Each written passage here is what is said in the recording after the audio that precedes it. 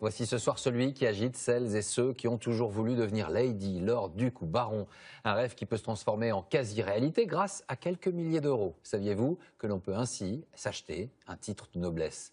On voit cela avec Claire Colnet et Frédéric Bazire. Dans quelques secondes, va avoir lieu une cérémonie d'un autre temps dans cette tour médiévale suisse, l'adoubement d'un baron. Je vous fais baron Farge de la tour Smalt de Varennes. Le baron Farge de la tour Smalt de Varennes. Tout y est.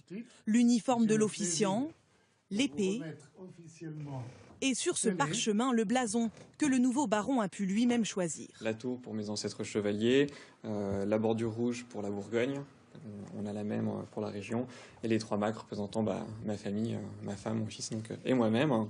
Ça, c'est juste une fierté personnelle, voilà. Le fait de le transmettre un jour à mon fils pour qu'il continue la tradition familiale, si possible.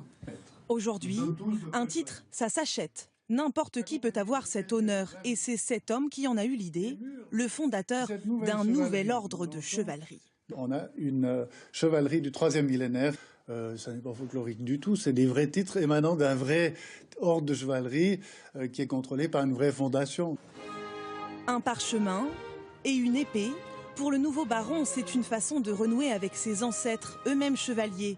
Mais pour les autres candidats, c'est avant tout un signe de prestige, facile à acquérir. Tout commence il y a 15 ans avec ces blasons, 64 000. Le fondateur les a dessinés lui-même et les vend sur Internet. La personne peut choisir la couleur de son blason, elle peut choisir le motif, on en a 5 des grandes familles par exemple. Pour être baron, comptez 7 500 €, 1 500 pour un chevalier. Tout est réinvesti dans des projets de rénovation du patrimoine.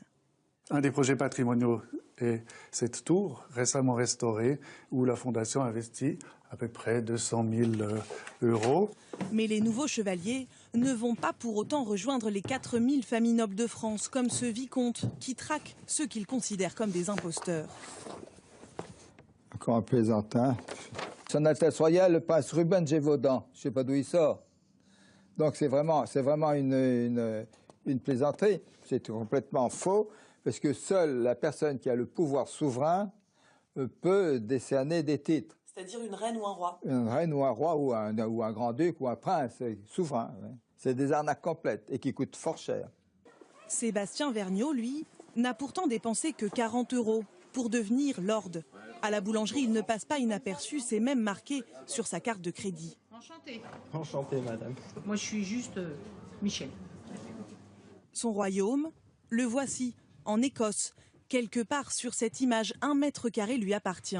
Et au-delà du clin d'œil, Lord Vergniaud a une motivation sérieuse, financer une association de protection de la nature. C'est une action militante pour protéger un endroit qui me plaît et que j'apprécie.